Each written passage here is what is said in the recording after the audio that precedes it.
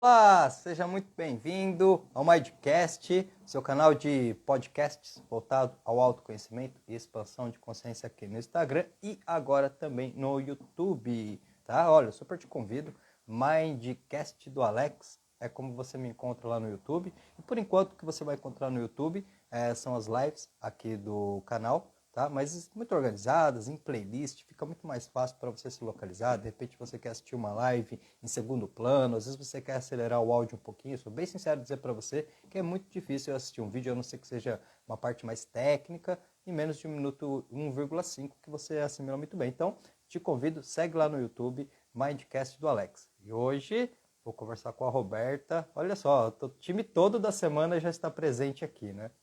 Eu ia chamar a Roberta e dei oi para ela. Eli, seja bem-vinda.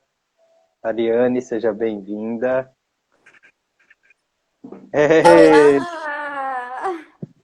tudo bem, Sibeli? Tudo Ô, bem? Sibeli, Roberta, seja bem-vinda, viu? Agora sim, Obrigada. estamos ao vivo e online. Muito obrigado, Roberto, por você ter aceito esse convite. Um mega prazer em falar contigo essa semana, assim, ó, só pessoas iluminadíssimas com a gente essa semana. Então, tenho certeza que vai ser uma semana de muito amor, de muitas mensagens positivas, de muitas boas reflexões. Eu estou muito curioso para começar, antes de você se apresentar. Aliás, não se apresenta, Roberto. Seja bem-vindo. Quem é a Roberta? Obrigada. Boa noite a todos. Sejam todos bem-vindos. Boa noite, Alex. Muito obrigada pela oportunidade, né, de estar fazendo essa live, de estar falando um pouquinho sobre mim, sobre esse meu processo de autoconhecimento. Bom, eu sou a Roberta, né? Tenho formação como advogada.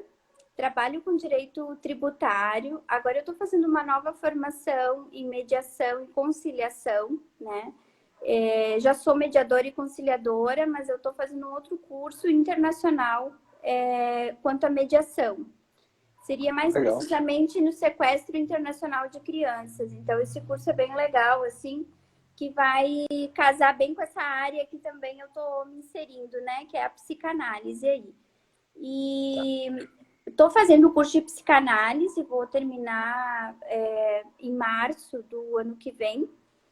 E o curso de psicanálise, na verdade, ele vem a agregar mais para mim, inclusive, e posteriormente vou nos atendimentos, porque eu não vou poder fazer a mediação e terapia, né? Nem advogar e terapia, é uma ou outra coisa, mas essa interdisciplinaridade de funções, assim, de entendimentos, eu vou usar muito para essa área aí.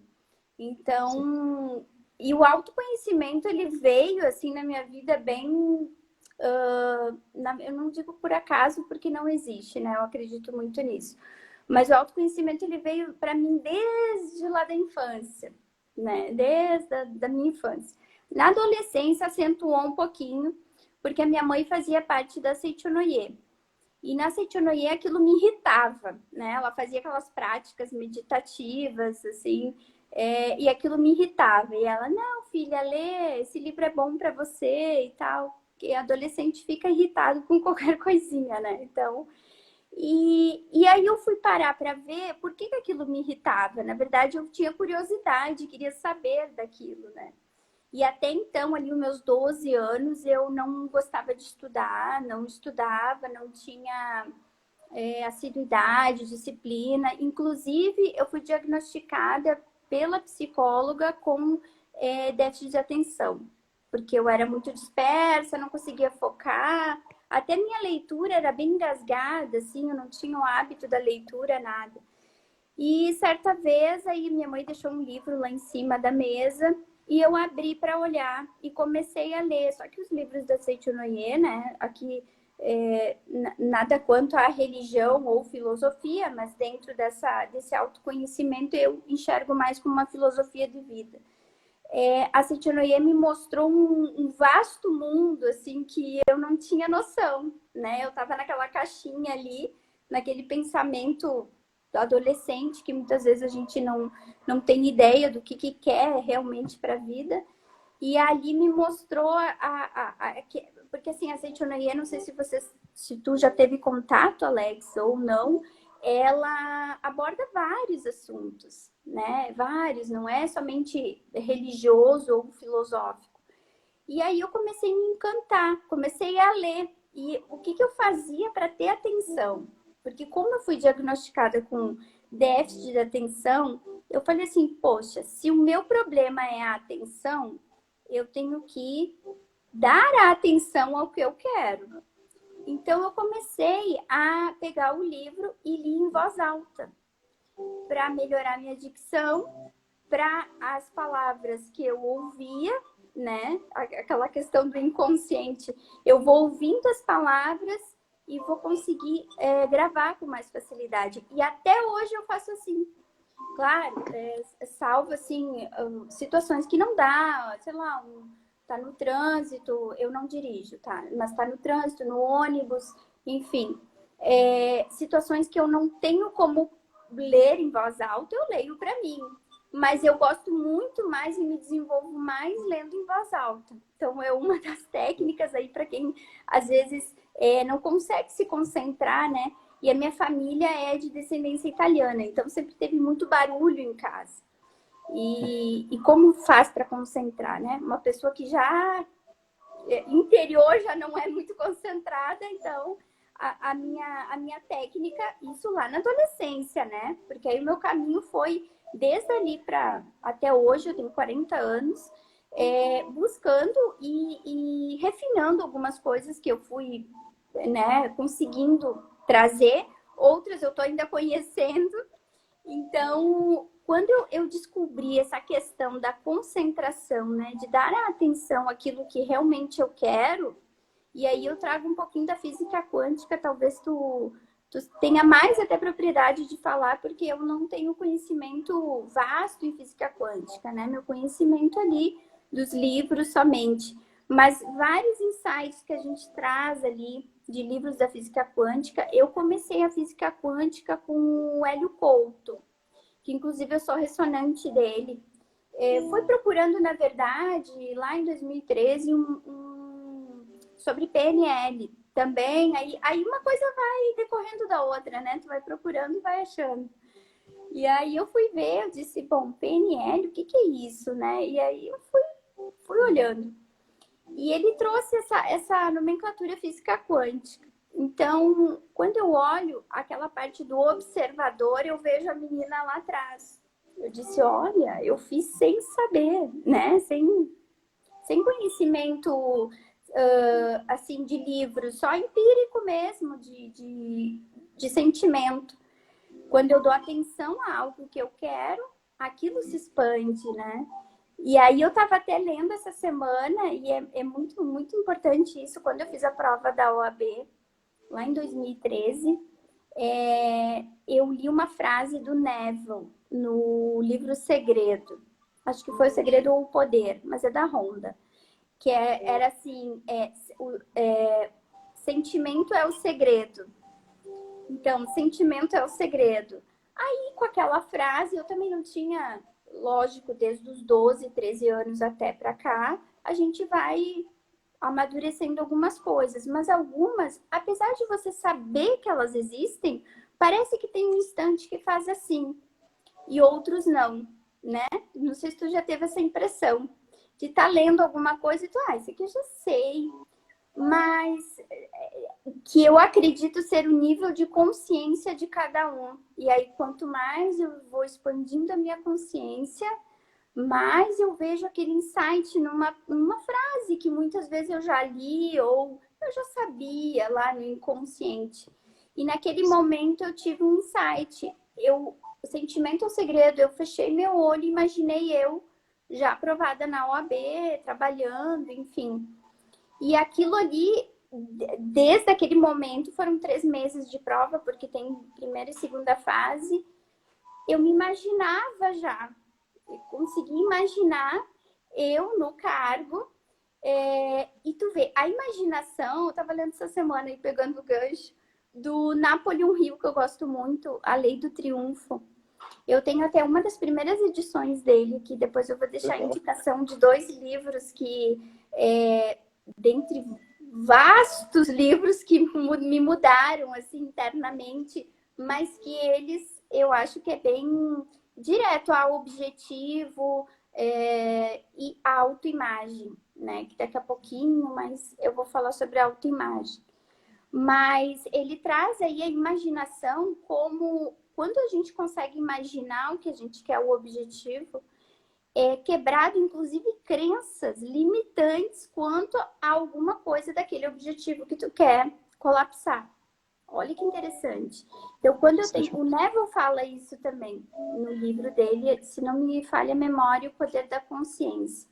Então, quando a gente tem aquela imaginação numa prática meditativa ou em contato com a natureza, seja como a pessoa quiser, né? Parar a mente dela um pouquinho, assim, e pensar nos objetivos dela. Quando eu foco no meu propósito, no meu objetivo, e faço uma imaginação criativa daquilo ali, em decorrência daquilo já se quebram várias crenças. Tu vê que coisa mágica, né? Que coisa mágica. Ô, Roberto, sem querer te interromper, mas já te interrompendo, fala uma coisa. Peraí, você entrou no campo, aí você começou a tomar contato com a filosofia da Seishonoe, que me faz lembrar muito minha avó tinha algumas coisas da Seishonoe, assim, eu nunca cheguei quando criança a ler nada, mas eu me lembro muito disso. Falou Seishonoe, eu lembro da minha avó. E aí, mas o que de repente foi ali naquele momento que você leu, que de repente você falou, caramba, tipo, deu um start, e a partir disso você falou, tem que entender mais. Como é que foi esse movimento? Porque até então você estava trabalhando a questão de falar, tá, preciso manter minha atenção focada, e aí você começou. Mas quando é que foi que de repente deu o start, assim, que você falou, pera, uau, teve isso? Sim, teve. Foi um livro que eu li, é uma coleção enorme, mas eu não lembro agora o volume. A Verdade da Vida é o nome do livro. E, se não me engano, tem 50, 60 volumes. E falava sobre o complexo de inferioridade. E eu me identifiquei ali com o complexo de inferioridade, que também tem a ver com a autoimagem. O que seria o complexo de inferioridade, tá? Ele tem tanto aquela pessoa que se diminui, né, que se sente inferior a outras pessoas, e na psicanálise, procurando um pouquinho sobre isso, eu vi que também tem aquele complexo de inferioridade, que a pessoa se sente superior a outra pessoa, né? Isso eu não sabia. Eu até então conhecia só aquela pessoa que se diminui, que acha que não é capaz, que tem outras pessoas melhores, né? E eu verifiquei através daquela parte ali da Seitianoye que cada vez que eu levava lá, mais assim uns 10 anos, 8 anos, eu levava o boletim para o meu pai e ele, bom. Eu nunca fui tirar notas altas, tá? Sempre fui de pegar muita recuperação até certo ponto. Depois que eu tive essa consciência de mudança na faculdade, eu fui muito bem. Dos 20, né? Eu entrei na faculdade com 20. Então, bota-se... E eu reprovei um ano no ensino fundamental, na 4ª série. Então, faz uma conta mais ou menos. Até os meus 18, porque eu me formei em ensino médio com 18. Eu tive notas baixíssimas, tá? Para você ver como a autoimagem da pessoa, e aqui a autoimagem não estou falando de fora, né, somente, mas eu estou falando de como a Roberta se vê perante a falar ou a escrever, a ler, né? Como que a Roberta se vê como profissional. Estou falando dessa autoimagem. Então, quando eu ia mostrar as notas para ele, e claro, isso não é dele, não condeno ele, é o jeitão dele. Filha, quanto fulano tirou? Então, há uma comparação, sempre tem um parâmetro de comparação com a outra criança. E eu me sentia diminuída, porque a minha nota era horrível já. E por que a minha nota era horrível? Né? Espelho, claro, do pai e da mãe ali, que acabavam fazendo a transferência para o filho, porque queriam que a filha tirasse nota 10 em tudo. E a filha se sentia diminuída. Por quê? Porque eu não tinha a atenção até então, dentro dos blocos de aprendizado, eu não conseguia aprender de fato, porque eu não tinha foco, eu só me dispersava e ainda projetava no pai e na mãe o que eles queriam que eu conseguisse. E eu não conseguia, então a frustração era toda interna minha. Então, tu imagina ali. Aí, quando eu vi isso aí, complexo de inferioridade, eu falei, poxa, isso aí, eu tenho que trabalhar isso aí. Bom, vamos ver o que que é. E, claro, dentro dos livros sempre da Seitinoye, eu fiquei um bom tempo só naqueles livros ali, porque eu não tinha, até então, aquele hábito de procurar, de pesquisar, de entender mais, entendeu? Eu ficava só naquele mundinho que eu já estava ali. Aí eu iniciei a faculdade com 20. Quando eu iniciei a faculdade, eu tive um boom assim na minha cabeça. Porque até então não tinha lido nada sobre. E na faculdade inicial tu começa com filosofia, né? Eu tive psicologia, mas mais para o meio do final ali. E eu olhei aquilo e disse, bom, né? Meu mundo aqui, a sociedade, eu sentia até calor, assim, eu chegava em casa falando sozinha. E aí, só para pontuar, eu sempre disse que eu ia fazer psicologia, né? Tendo em vista todo esse meu processo desde a adolescência, ali, infância, né? 12 anos. Aí eu fiz vestibular para psicologia, segundo direito e terceiro filosofia. Não passei. Aí eu fiz de novo, e aí quando eu fiz de novo, eu inverti. Eu botei direito e psicologia. Aí eu passei para direito, mas adoro, amo direito, mas é o que eu sempre falo, a psicologia, tudo é mental, né? Tudo é mente, como diz o hermetismo. Então, eu vejo a psicologia muito ancorada em todos os setores, eu não consigo ver ela separada. Mas, assim, esse start foi com complexo de inferioridade. Foi com complexo de inferioridade. Porque você traz um salto bem interessante, assim, no sentido de você vai se adaptando, você entra na Seishonoye, começa a ter esse conhecimento, mas daí até mesmo, para a questão, por exemplo, do próprio Hélio Couto, que tem uma linguagem, de certa forma, bem técnica, que realmente uma pessoa que não tem um certo preparo, ela pegar Hélio Couto de cara, bom, talvez 10 pessoas, sei lá, uma talvez assista uma palestra de 2 horas e meia dele. Acho que as demais já vão parar. E aí você vem também com o campo das leis herméticas, que também é um campo profundo. Porque teve um aprofundamento aí, né? Da questão, de repente, você fala, tá, tem o complexo de inferioridade, mas como é que foi isso indo mais profundo, Roberto? Sim, foi indo, né? Bem gradual, assim. Eu até brinco que comigo as coisas são bem lentas, mas é para perdurar. Então, assim, foi caminhando. Quando eu conheci o Hélio ali, na verdade, eu cliquei, achei aquilo, nossa, né? Mas enfim, deixei ali rolando e eu via várias vezes o vídeo, né? Algumas coisas vinham assim, outras eu não entendia depois. Até hoje, assim, como eu sou ressonante dele, faz um tempo que eu não vejo as palestras, mas às vezes quando eu tô fazendo alguma coisa em casa, eu boto ali e fico ouvindo. E até hoje cai alguns insights. E as leis herméticas, na verdade, eu conheci através dele, do próprio Hélio, né? Porque até então eu não tinha conhecimento nenhum. Lá em 2013, né? E aí eu comecei a procurar o Caibai. Aí comecei a ler e tal, eu disse, gente, isso... Nossa, eu ficava assim, é bem a palavra, vibrando, sabe? Porque nossa, isso daqui, por isso que tal coisa... E aí as fichas iam caindo, né? Por isso que tal coisa, então, não tá acontecendo comigo, ou tá acontecendo ao contrário. Meu Deus, eu tô fazendo errado. E aí eu ia lá e mudava. Por exemplo, a lei da vibração, né? Eu até comentei contigo essa semana. Eu disse, eu não sou muito, sinceramente, tá? Eu gosto de fazer experiência em mim, né? Eu não sou terapeuta formada ainda, eu brinco que eu mesma sou meu laboratório. Mas, assim, eu sou meio preguiçosa para fazer técnicas, aquelas técnicas de coisa, tá? Mas eu acho sim que elas funcionam. Se a pessoa faz direitinho, tá focada, vai funcionar. Não é que não funcione, mas comigo em si, eu começava e caía, começava e caía. Semana passada eu falei assim, isso que eu tenho bastante tempo de... Eu falei assim, não, vou fazer um mês de caderno da gratidão. Por quê? Porque às vezes eu tava notando que eu tava super vibração lá em cima, daqui a pouquinho minha vibração fazia assim.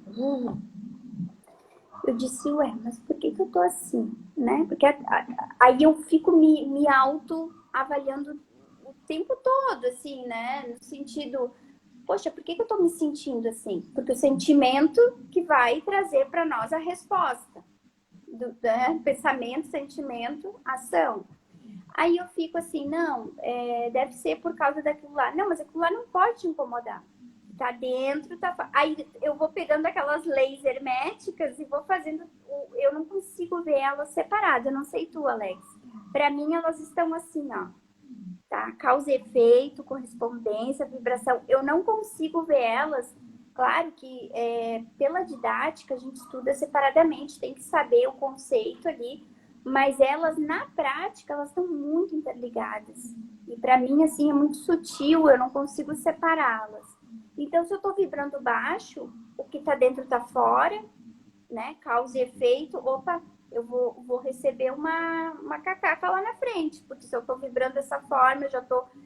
Talvez eu não esteja pensando, mas estou sentindo, e é tudo muito sutil, eu talvez não prestei atenção àquele sentimento, né? Tem a questão da percepção também, a gente vai. Tem a questão da percepção, que muitas vezes, fulano olhou torto para mim. Aí já vem um pensamento, tá olhando torto, isso aqui. E deixa o pensamento lá atrás. Daqui a pouco aquele pensamento vem com força, né? O pensamento e aquele sentimento, que às vezes a gente nem sabe que botou lá no inconsciente, ele tá ali. Que tudo a gente vai captando, né? Tudo a gente vai captando. Só que aí a gente não se dá conta, porque a gente só percebe que a gente enxerga, sente, que a gente tem um tato, olfato, enfim. Então, essa parte do hélio, assim, eu até brinco, assim, é muito sutil, porque cada vez que eu vejo alguma palestra, alguma coisa, eu tenho algum insight. Opa! Porque eu acho assim, tá, Alex? Eu me vejo assim, pelo menos, e tento mudar isso, porque é o meu propósito, né? Estamos aqui todos como falhos, né? Tentando mudar alguma coisa. Mas quando eu vejo que eu tô indo para fora, eu tento vir de novo pro trilho, assim. Até depois eu vou mostrar a capinha, quem quiser dar uma olhadinha, mas o livro da Lei do Triunfo eu já li ele todo. Ele é enorme. Mas eu tava pincelando ele semana passada e eu disse, gente, olha só. E tu vê, a gente lê, a gente entende. Muitas vezes a gente sai dele já praticando alguma coisa, mas aí, com o decorrer do que vai acontecendo no dia a dia, a gente não se dá conta. E muitas vezes vai colocando o quê? Lixo lá pra sombra, como diz o Hélio, né? Lá pro inconsciente.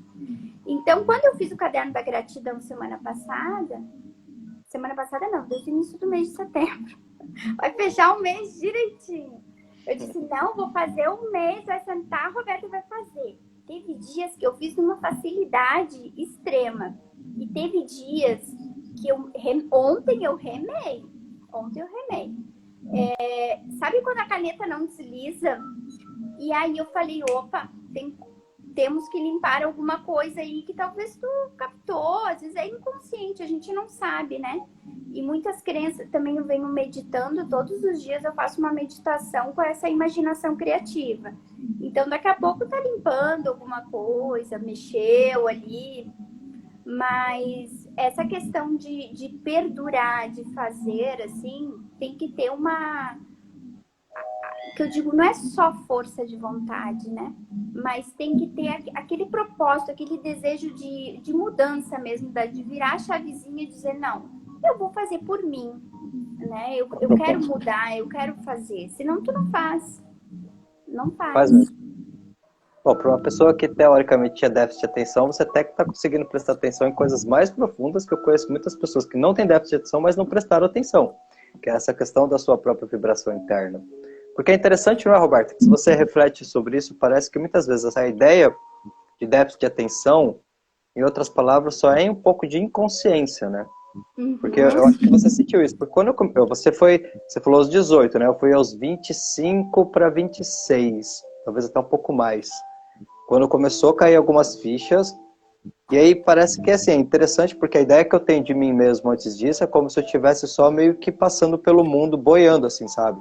Sem nenhum sentido. Então, Na verdade, eu não prestava muita atenção também nas coisas, eu também não gostava de estudar. Falei pra você quando a gente conversou, eu falei, meu, isso é muito similar. Eu não gostava de estudar. Aliás, eu dizia, eu odeio estudar. Eu disse muito isso na minha vida. Até os meus 25 anos, estudar, para, entendeu? Imagina.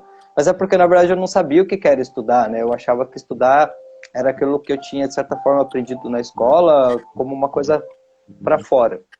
Quando, de repente, o conhecimento ele começou a ressoar dentro, e aí vai ampliando o nosso campo de percepção, é muito interessante, né? Porque é o que você trouxe mesmo. A gente começa, você vê o mesmo conteúdo, você pode ver 10 vezes, são 10 vezes que você vai ver coisas que você não viu. Depois eu entendi por que isso acontece, sabe?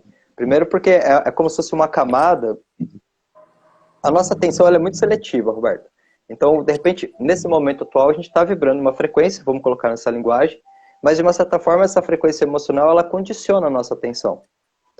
É aquilo que você falou. Eu posso não ter clareza 100% no que está me pegando mais nesse momento, mas se eu for assistir lá uma palestra do Hélio Couto, com certeza o que está pegando mais vai ressoar nas partes que vão me destacar. Você capta esse conteúdo, ele se conecta com a informação que você tem, isso gera novas informações que vai te dando uma modificação de consciência. Aí, de repente, você vai assistir a palestra de novo. Naturalmente, você já vai começar a conectar com informações diferentes, porque o teu momento é diferente e a tua expansão é diferente. Então, isso é bem interessante isso, né? E como você bem disse, eu acho que se a gente leva isso para o campo para falar de leis herméticas, não tem como separar mesmo, é tudo muito conectado. Você estava falando aquela hora, eu estava lembrando, quando você trouxe a questão da pessoa ela ter o complexo de inferioridade, uma mais para dentro, no sentido de, eu não consigo mesmo, e a outra ao contrário, de querer ir para o lado de fora e de repente falar, eu sou melhor, é aquela coisa. A pessoa que mais quer te convencer de uma coisa é a que menos acredita. Porque se eu acredito que uma coisa é A, você me fala que é B, eu vou falar, tá bom. Mas se eu tiver dúvida, eu preciso me validar pela sua crença. Então eu vou querer te convencer. Porque no fundo eu não acredito. E é polaridade, né? É polaridade total. Porque você vê que a energia mais masculina e tal, é mais ativa, ela vai querer se sobressair, a outra já retrai. Mas foi isso que eu fui entendendo, Roberta, porque você trouxe umas questões aqui bem interessantes, você está fazendo um caminho que vai ser um divisor de águas muito grande na tua trajetória profissional. Porque, veja bem, eu acredito muito, tá? Que existem duas formas de você formar um bom terapeuta. A primeira é técnica, beleza. É importante ter técnica? É importante. Mas só a técnica sem a vivência é rasa. É rasa. E eu sou, eu tipo assim, na carne, né? Na carne mesmo, que eu tô experienciando, assim. Tu vê, desde lá dos meus 12, né? 12 que eu digo pela leitura, né? Mas depois o desenvolvimento maior ali, dos 20 em diante. Mas é na carne ali, e tu vê, a gente tem, a mulher também, né, tem a questão dos hormônios ali todo mês e tudo mais, então a gente tem que lidar com esses picos, assim, de humor, né, muitas vezes, e a vibração vai e volta. Então, como é que eu lido com isso? Aí eu fico me questionando, sabe? Ansiedade também, como é que eu lido com a ansiedade? Como é que eu vou ficar tranquila se eu tô ansiosa, né? Tranquila se eu estou ansiosa. Bom, a ansiedade até certo ponto até é bom no sentido de é igual o medo, né? A gente tem que ter aquele resquício do medo ali para poder se proteger e tal. Mas até onde que ela me trava, né? E por que eu tenho ansiedade? Aí eu estava até lendo um artigo esses dias para psicanálise, e a ansiedade ela vai te corroendo, né? Tanto que o suicídio ele se dá através de uma ansiedade aí grave, né? Agravada, que a pessoa não dá bola, acha que tá. E quantos casos de ansiedade a gente tem hoje no mercado, né? Empresas aí que trabalham, grandes profissionais, ou mesmo meninos e meninas aí que estão começando a vida profissional e entram no mercado com uma pressão tão grande. Então, são questões que eu fico me questionando, eu me questiono muito, assim, e vejo, né, tá ansiosa? Porque ansiedade todo mundo tem, tá? Em algum certo grau, e lógico, dentro do que a gente tem um pouco de ansiedade. Quando eu entrei aqui na live, Lógico, eu tava assim, ai, tem live hoje, nossa, ai, o que eu vou falar? Ai, botei uns pontinhos aqui, vou entrar e tal. A gente fica naquela apreensão, mas até aí tudo bem. Agora, quando trava, quando a pessoa realmente.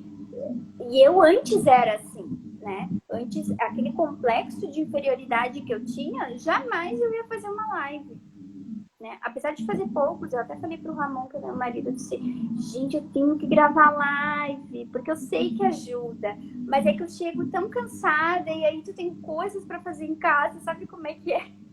A gente vai, e eu tenho 2 cursos agora, eu tenho que fazer TCC, então, e ontem fazer um artigo, aí eu fico naquela divisão de assim, não, eu tenho que organizar meu tempo e eu tenho que fazer no outro meu perfil do Mediar, fazer umas lives ou alguns vídeos como eu estava fazendo nesse aqui.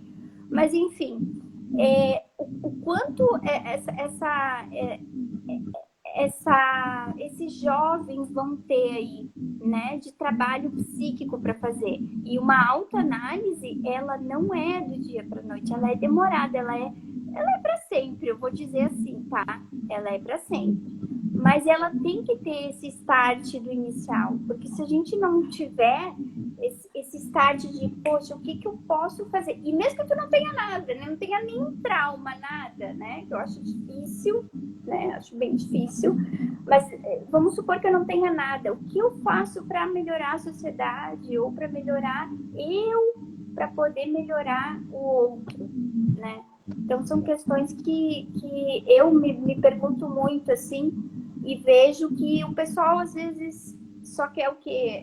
Ganhar, né? Enfim, não vamos aqui entrar nesse mérito, mas eu digo, como a gente está doente, né? Se tu for olhar num aspecto geral, tem bastante autoconhecimento, eu vejo pelo canal aqui, tem bastante gente procurando, mas ainda assim tem uma massa bem adormecida, eu vejo. Eu acho que tem um ponto, Roberto, que é o que eu mais bato em todos os tipos de atendimento que eu faço. A gente já tem a cultura de que todos os dias eu tenho que alimentar o meu corpo. Eu almoço, janto, tomo café.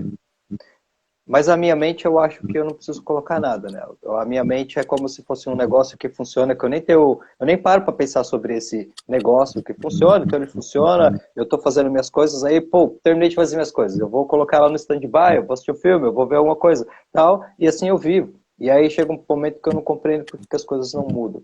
Aliás, esse foi o ponto mais importante que eu acho que me deu start de mudança, porque até refletir sobre isso, eu era totalmente descrente sobre mim mesmo.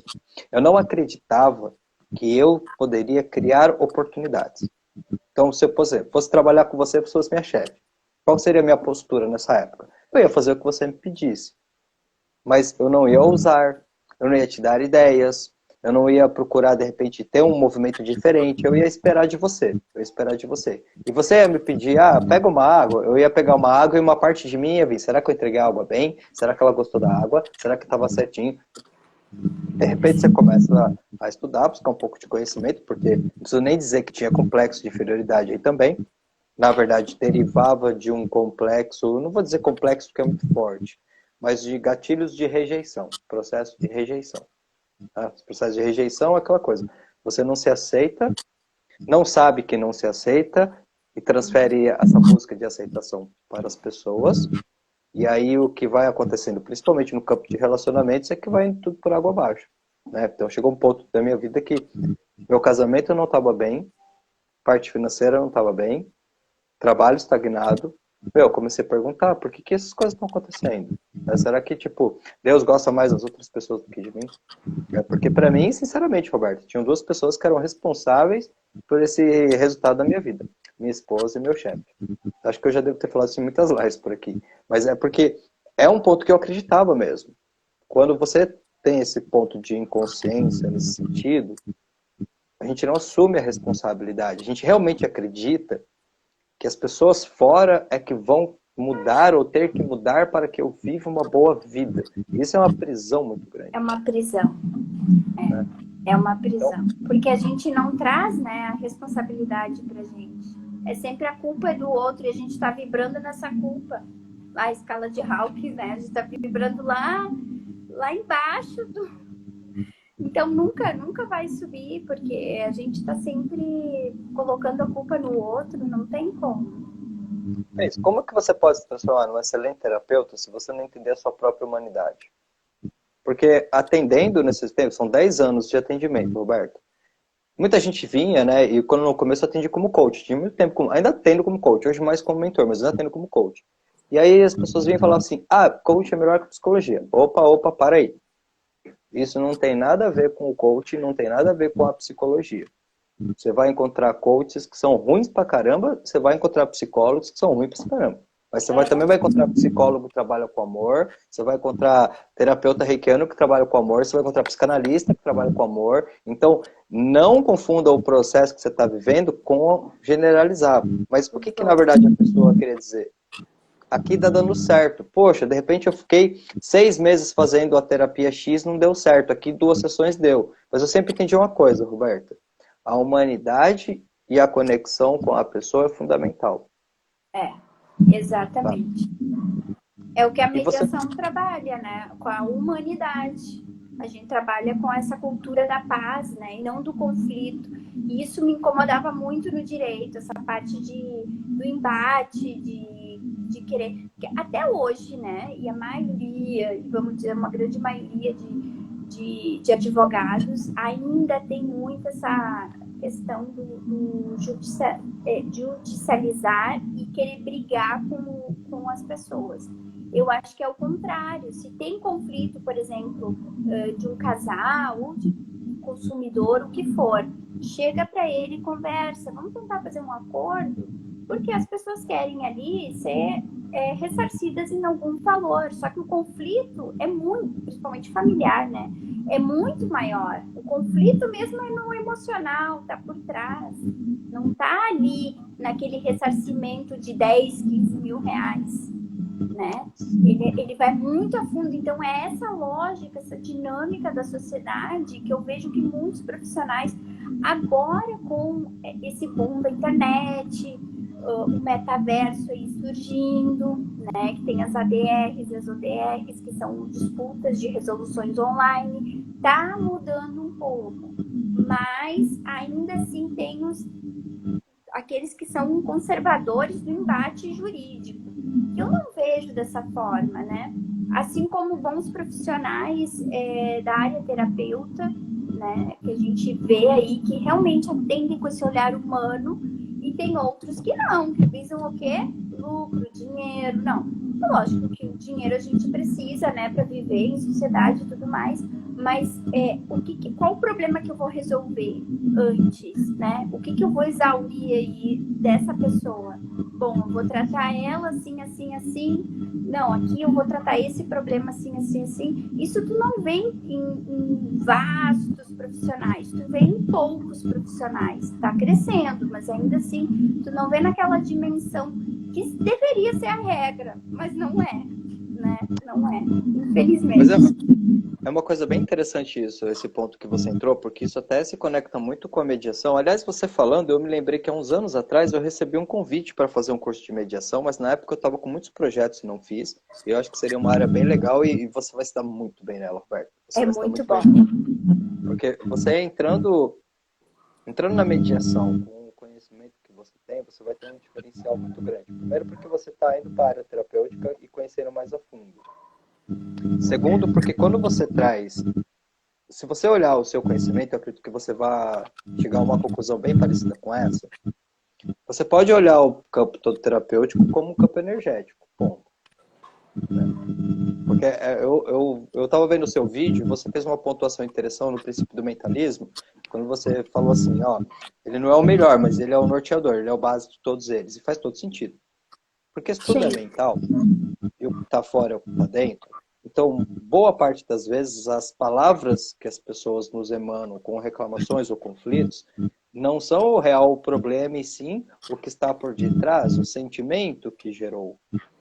Então, você imagina, você como mediadora tendo esta percepção, você consegue literalmente pegar duas energias que estão se opondo e harmonizar uma, harmonizar outra, conectar e chegar no consenso. Porque é muito mais profundo que falar, vamos ficar bem e vai dar tudo certo. Não, a questão é mais. É Então, mais. nossa, você entra no diferencial. Porque acredite, não existe faculdade, nem curso profissionalizante, nem escola formadora de terapeutas mais poderosa do que o seu próprio processo. Você sempre vai ser sua primeira cliente. É Porque verdade. tem muitos pontos que eu posso dizer tranquilo. Você não vai levar o teu cliente até onde você não consegue ir. Às vezes isso não funciona. Porque às vezes você passa uma técnica para um cliente teu e ele adapta aquilo de uma forma tão melhor que você. Isso já aconteceu muitas vezes na minha carreira. Você fala, caraca, meu, olha onde que essa pessoa foi com isso. Ele conseguiu e eu que fiz a técnica lá atrás, às vezes não consegue, né? Pode acontecer, pode acontecer. Mas é aí que você vê, né? Porque em termos do externo, dá para usar a habilidade para amplitude. Mas quando você fala do processo interno, é a sua frequência, Roberto.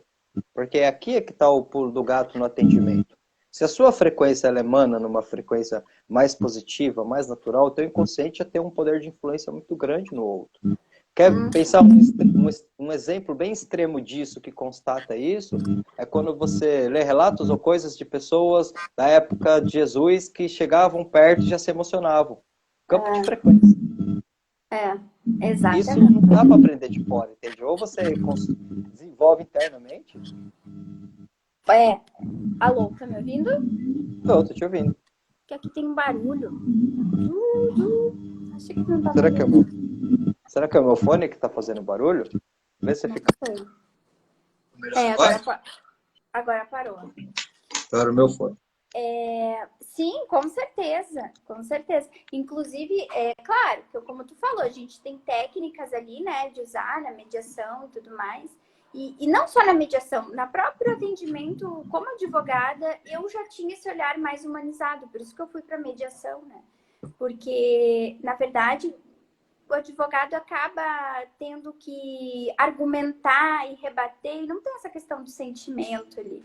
Mas quando tu já chega numa audiência, eu como advogada agora falando, quando tu chega numa audiência cumprimentando, olhando a outra parte, né, propondo um acordo para ela, né, claro que dentro dos limites do que a outra parte tem como proposta, mas um olhar assim, ó, eu quero, né, conversar com você, porque na mediação é bastante o diálogo, inclusive as partes criam esse vínculo, nós como mediadores vamos fazer com que eles criem esse vínculo e se conversem entre si. E esse vínculo, quando tem um conflito, é difícil tu criar, né, esse vínculo. Mas aí quando tu falou, essa questão da vibração, tu chega com uma outra energia e vai mediando ali, vai conciliando, nossa, as pessoas acabam, ó, né, indo, dizem, não, realmente, por esse aspecto eu vou verificar, acho que era meu computador, vou verificar essa proposta e vou fechar acordo. Então, é isso que acontece, quando a gente troca essa energia aí de poder auxiliar o outro, porque ele não está enxergando a solução do problema. Né? O problema já existe, mas ele não está enxergando, ele só enxerga o problema, porque ele está focado onde? Não, ele me deve tal coisa. Ele está focado no problema. Então, quando a gente mostra para ele que tem outra via de resolução, ele passa e ele olha e diz, é verdade. Mas isso é muito, muito importante, assim. E sabe que, Alex, assim, ó, a mediação e a conciliação, elas vêm para mim lá na faculdade. É uma coisa que eu sempre falava, sempre falava assim, não, vamos tentar um acordo. E eu era muito vista como, ela não é advogada, ela gosta de paz e amor, é pacifista, mas eu não vejo esse embate, sabe, jurídico como algo crescente para as partes. Quem são os envolvidos ali? São eles, né? Então, eu não vejo isso trazendo até, claro que eu estou trazendo a questão jurídica aqui, mas trazendo para o mundo, tanto meu quanto da terapia mesmo. Você tem um conflito psíquico do cliente. Você vai ficar lá reiterando aquele problema dele? Não. Você vai fazer estímulos para que ele olhe ao redor dele, tenha percepções diferentes daquilo ali. A gente trabalha muito com percepção na mediação. Que tipo de percepção aquele problema tá causando? Então, vamos inverter a percepção. Ó, tem outros meios aqui, ó. Assim, para você estar enxergando que eles não enxergam, né? Então, por exemplo, que nem tu falou ali da vibração, é porque eu tô o tempo inteiro me autotrabalhando. Então, quando eu sinto que eu não tô bem, por que será que eu não tô bem? Porque eu sou bem pra frente, assim, sou falante. Quando eu tô mais quietinha na minha, ou eu tô cansada, lógico, tem baixa frequência ali, ou eu tô, mas eu sinto que não é isso. Aí quando eu digo, opa, por que será? Tu vê, aquele negócio do diário ali que eu tava escrevendo. Eu podia nem ter reparado, mas eu reparei, eu fico sentada no chão para meditar e eu tava lá com o meu diário. E eu assim, sabe quando tu tá pensando que tu é grata? E antes não, eu rapidinho escrevia. Aí ontem eu tava assim, empaquei numa página, porque eu escrevo as 10 que eu sou grata e 10 metas nos quais eu já alcancei na imaginação, mas que eu quero alcançar ainda. Mas que eu trabalho com essa parte de imaginação criativa. E eu tava assim, demorando. E as minhas metas, teve 2 ou 3 ali no final que eu esqueci. Eu tive que folhear para trás. Eu falei, olha, hoje eu tô com a vibração baixa. E aí a gente vai se autotrabalhando. Eu fiz, claro, respiração, uma meditação ali, oração, minhas orações e tal. E aí depois voltei. Hoje já foi diferente. Fiz o caderno da gratidão de manhã, ontem eu fiz à noite. Para te ver, olha só a discrepância de horário. Normalmente eu faço de manhã e ontem eu esqueci, ontem eu deixei, depois eu faço. E aí fui fazer à noite e tava com essa frequência lá embaixo. Então tu imagina se a pessoa não se olhar, né? Não ter essa saúde mental, essa saúde emocional que eu digo. Outra coisa que eu esqueci de falar, eu era muito chorona. Eu gosto de chorar. Eu acho que o choro ele tem essa parte de liberar bastante, assim, aquele peso, aquela energia que fica ali, que eu acho que se ficar também não é legal. Trocando de saco para mala, mas dentro do que a gente estava falando. Eu era muito chorona, então qualquer coisinha eu me esvaía em chorar. Eu tô morando no Rio de Janeiro, meus pais moram em Porto Alegre. Eu teve um tempo que eu morei em Recife e meus pais em Porto Alegre. Lá, quando eu morei em Recife, que eu fiz a prova da OAB, eu chorava todo dia. Eu ia pro banho, o banho era meu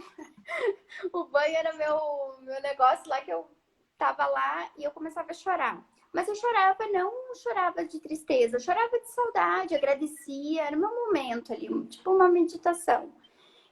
E hoje em dia eu quase não choro. Esses dias eu até fiquei assim, nossa, eu teria que chorar um pouquinho, porque faz tempo que eu não choro. Mas eu vejo como uma libertação. Lógico que eu era demais lá, bem mais lá atrás, né? Nesse autoconhecimento, eu chorava muito por qualquer coisa.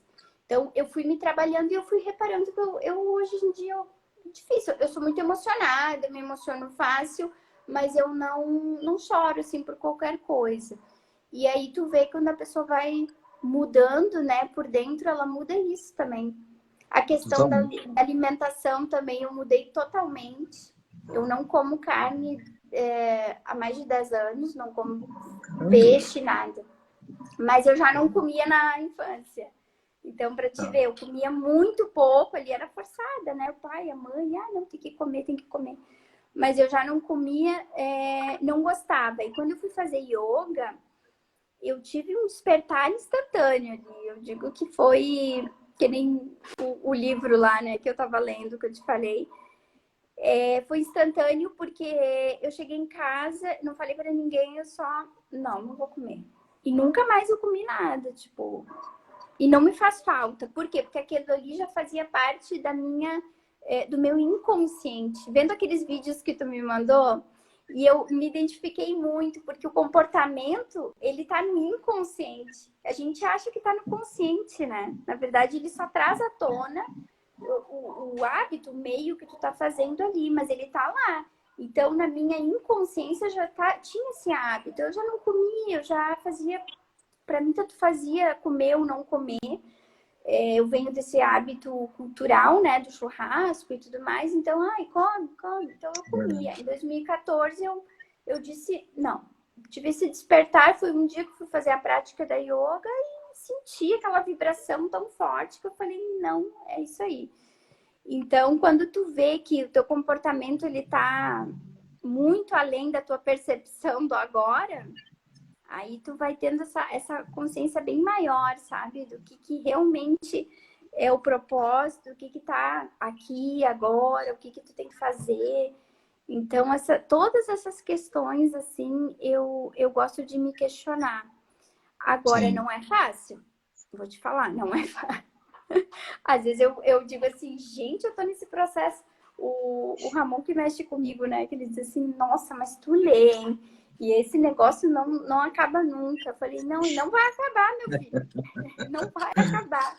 É assim mesmo, é pela repetição, é pela experiência, né? Porque não adianta eu só ler e aí o vizinho da esquina chega e vem me xingar e eu vou xingar ele. O que adianta? Não vai adiantar. Eu tenho que ser inerte, eu tenho que saber o controle do que eu vou fazer, entendeu? Ou não fazer. Eu passei muito Sim. isso na pandemia. Na pandemia todo mundo se conectou muito, né? Na internet eu fiquei mais reservada. E inclusive eu estava morando lá na casa dos meus pais, então lá tem essa questão familiar, né? Que tu concorda, não concorda, enfim. Então, algumas coisas que antigamente eu ia rebater muito, ia brigar muito, cara, eu fiquei assim, vamos zen budista. Eu não fazia absolutamente. Quando eu não gostava, eu só não falava. Eu não ficava com cara amarrada, nada, mas minha cara assim é braba, né? Mas eu ficava séria, ficava na minha, respeito a opinião do outro. Mas eu não me metia. Se fosse antigamente, sim, antigamente. E isso é autoconhecimento. Como é que eu vou lidar com um problema aqui fora, né? Sim. Quando alguém faz alguma coisa para mim e eu não gosto, como é que eu lido com isso? Essa praticidade que eu vejo que muitos terapeutas, inclusive mediadores, advogados, né, dentro da minha área também, não tem, é só muito fala bonito, mas na prática, na carne mesmo, não sente aquilo. E isso quando a gente sente, dói. Por isso que tu falou ali que eu gostei também. Eu não estudava, eu passei a estudar. Por quê? Porque tu mudou o quê? A tua autoimagem. Tu mudou aquela imagem do menino que não gostava para o menino que realmente queria, bem-sucedido, que gostava de estudar conhecimento e levar para as pessoas. Quando a gente traz bem para a prática isso, é totalmente diferente. Agora, na teoria, assim, discutir, né? Na teoria é bom também, eu acho que tem que ter, é muito válido, mas essa questão prática, ela pega bem fundo, assim, e dói, né? Porque na prática dói, vamos falar bem Sim, sinceramente, com porque certeza. não é fácil. Eu acho que esse, o nosso trabalho ele tem uma entrega um pouco diferente, assim como na parte mentor, terapeuta. Por quê? Porque, por exemplo, você vai no dentista, né? Ou você vai, de repente, numa massagista. O que você busca, quando você busca esse profissional, você quer o resultado final. Você não precisa entender todo o processo de como funciona um dente, do que é onde o cara tem que... Não interessa nada disso. Para você só interessa se foi lá, o cara arrumou. Beleza. Quando a gente fala de processos terapêuticos, não dá para fazer isso. Tá? E vamos dividir esses processos terapêuticos em duas camadas. Tá? Vamos dividir em termos de nomenclatura para a gente se localizar. A gente vai falar de pacientes, que são pessoas que já estão com distúrbio em estágio avançado, que já não funciona o cognitivo, que aqui é um outro processo. E a gente vai falar de clientes, que são pessoas como nós, que temos as nossas limitações, mas de repente fala, pô, eu quero buscar algum tipo de trabalho, seja um PNL, um coach, um mentor, uma terapia, enfim. Bom, aqui, esse cliente aqui que vem buscar esse resultado, o que nós somos para ele? Estímulo.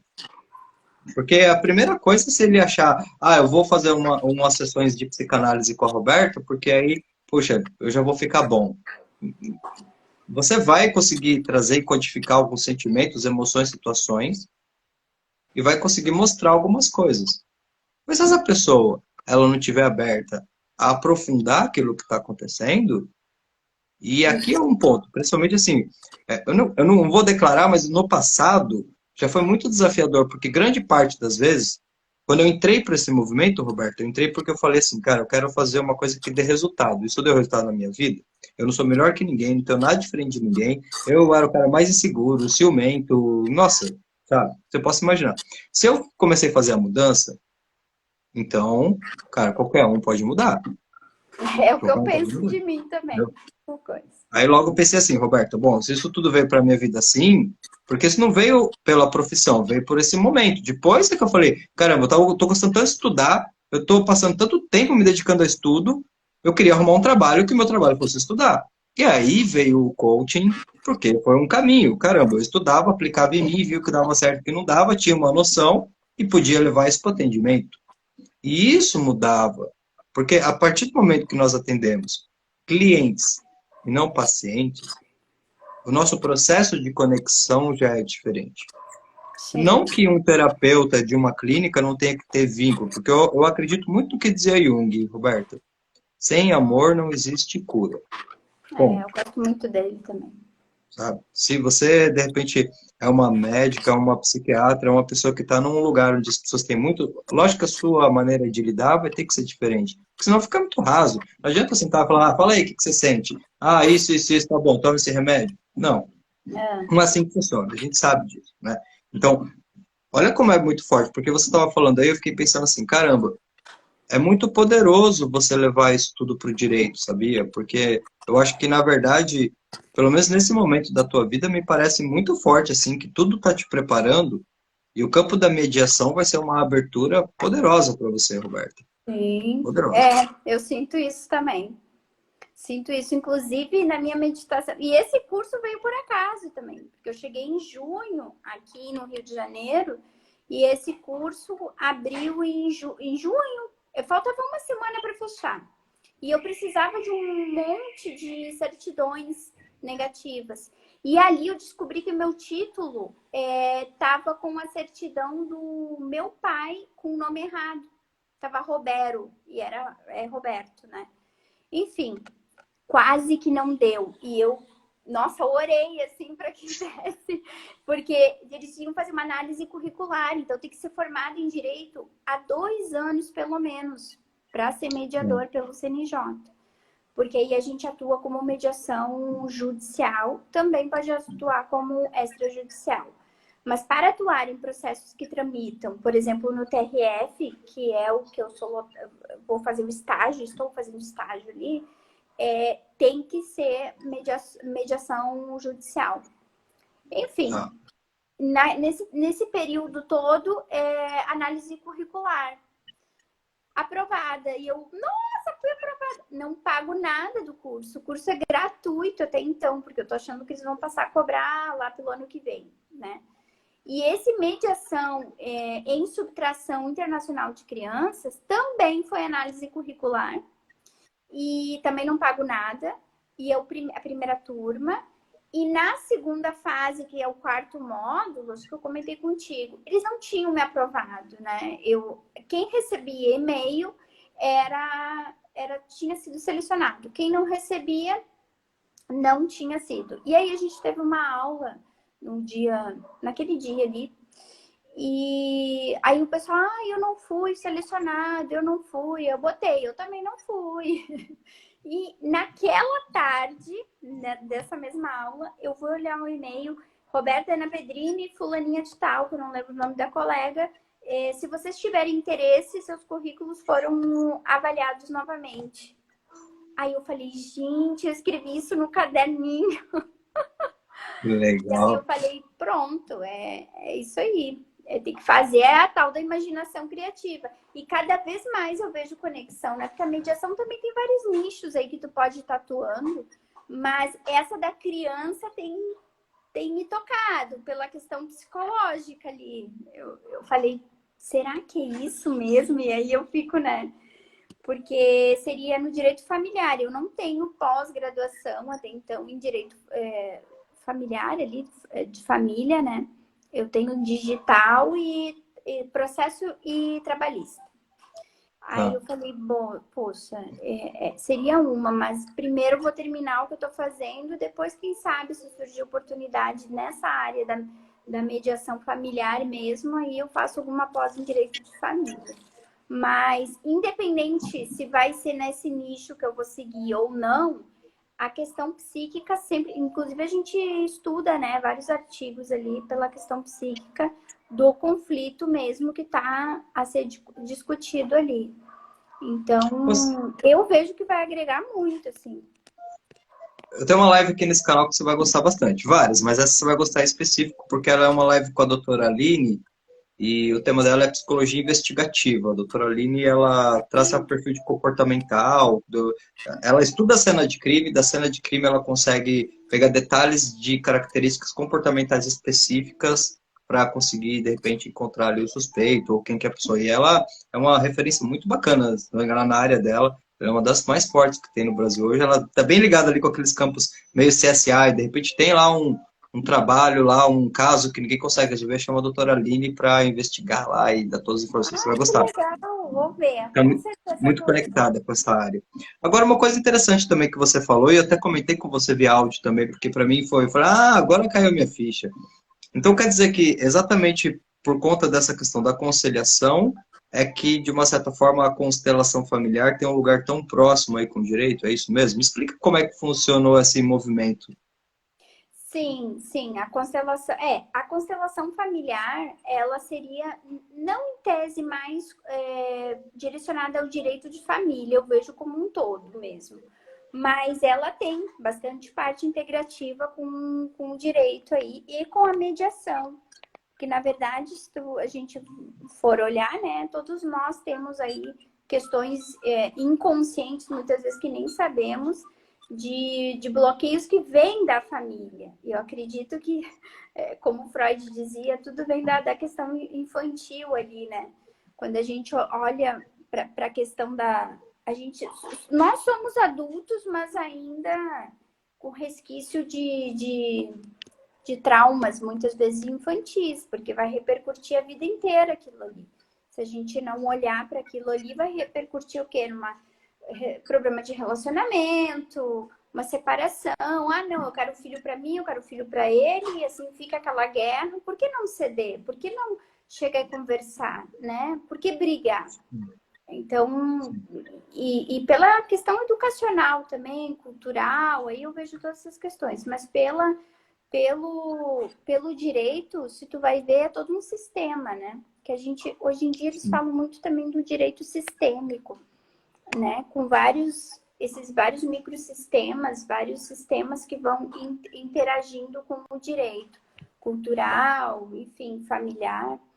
Mas eu vejo essa questão muito, muito interligada, e não só na mediação, no direito, como na nossa vida mesmo, né? Os nossos traumas aí que a gente tem, porque tudo decorre, muitas vezes, e acredito eu, como o Freud dizia, tá lá a pontinha do iceberg o que a gente lembra, e o que a gente não lembra, né, vai só repercutir naquele comportamento reiterado, a falta de comportamento que te instigue a ser uma pessoa melhor, enfim. Acho que é bem por aí. Que legal, Roberto. Roberto, foi um prazer conversar com você, viu? O tempo passa Muito bom. rapidinho, uma Tô hora passou adorando. voando. Ó, eu quero agradecer aqui também, aproveitar, agradecer aqui ao Dolph do Multiverso Divino, que foi quem possibilitou essa conexão. Aliás, ele tem um patrocínio especial nessa semana aqui, porque ele trouxe uma energia muito bacana mesmo, e gratidão. Esse é o meu amigo aí que, puxa vida, tem uma missão de luz aí junto com a gente também. E, Roberto, tá me vendo aí? Para mim, parou tua tela aqui. Ou será que foi a minha que parou? Alguém pode me dar um feedback? Vocês estão me ouvindo? Tá tudo certinho? Roberta travou a tela aqui para mim. E é bem interessante todo esse processo da Roberta, né? Porque realmente ela estava falando e eu ficava aqui imaginando como é importante. Pessoas que estão, vamos dizer assim, se aprofundando cada vez mais na autoconsciência, na busca de conhecimento e seguindo, né? Levando isso para as demais áreas também. Com certeza o direito é uma área que vai caber muito bem toda essa parte de autoconsciência na conciliação na mediação, porque muitas vezes é o que falta, né? Gerar um pouco de autoconsciência para, de repente, as pessoas perceberem que não é porque, de repente, um ciclo terminou que a gente tem que levar isso para a vida de uma forma negativa, né? Eu vi aqui, meu amigo, obrigado. A Roberta caiu, a imagem dela mesmo. Eu vou aproveitar aqui e vou agradecer imensamente a audiência de vocês, a atenção de vocês. Sejam sempre muito bem-vindos ao Mindcast. Volto a pedir, se você acompanha o canal que gosta, segue a gente lá no YouTube, tá? Lá no YouTube é Mindcast do Alex. Mindcast do Alex é lá no YouTube. Eu vou deixar o link do canal na bio. Tá? Lá vocês vão encontrar em breve todas as lives. Agora 80% das lives, todas estão lá.